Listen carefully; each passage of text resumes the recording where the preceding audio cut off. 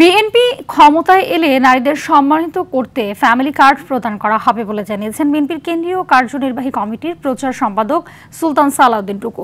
জেলার সদর উপজেলার গোসাইবাড়ি কুমুল্লি এলাকায় এক মতবিনিময় সভায় তিনি এসব কথা বলেন। সভায় তিনি আরও বলেন, জনগণের ভোটে ক্ষমতায় আসলে পুনরায় জিয়াউর রহমান খাল খনন করে খরা মৌসুমে পানির সরবরাহ নিশ্চিত করা হবে। মতবিনিময় সভায় জেলা ও স্থানীয় পর্যায়ে নেতাকর্মীরা উপস্থিত ছিলেন।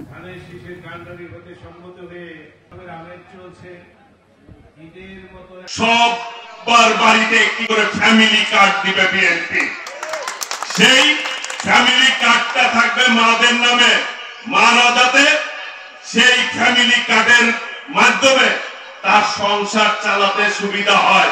যেরকম রেশন কার্ড পায় না, ওই রকম ফ্যামিলি কার্ড পাবে, একটি নির্দিষ্ট টাকা পাবে কিংবা সমপরিমাণ দ্রব্য সামগ্রিক পাবে।